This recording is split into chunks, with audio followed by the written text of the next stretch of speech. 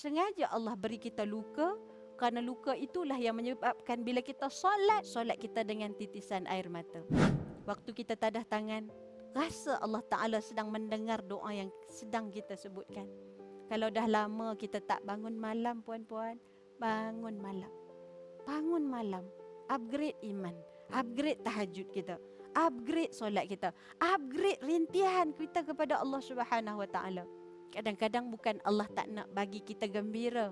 Sengaja Allah beri kita luka, kerana luka itulah yang menyebabkan bila kita solat kita dengan titisan air mata. Bila kali terakhir kita sembahyang dengan melelehnya air mata di pipi kita? Barangkali kita pun tak ingat. Barangkali kita pun dah lupa yang banyak meleleh tu kenapa? Kerana kita rasa terluka dengan anak-anak kita dan suami kita. Lalu malam ini kita ajar diri kita cara memandang di setiap kesepian yang datang itu.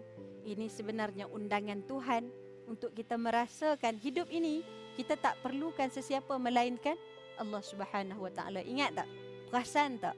Ada satu petikan ayat yang selalu diprintkan, yang selalu diframekan, lalu dipelekat di dinding.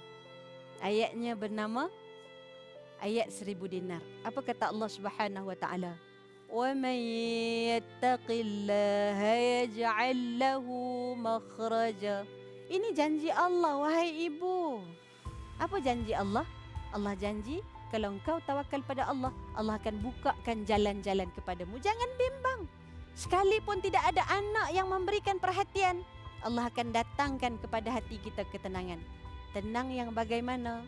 Allah berikan kepada kita laluan-laluan untuk kita lebih banyak masa untuk kita bersama dengan Tuhan.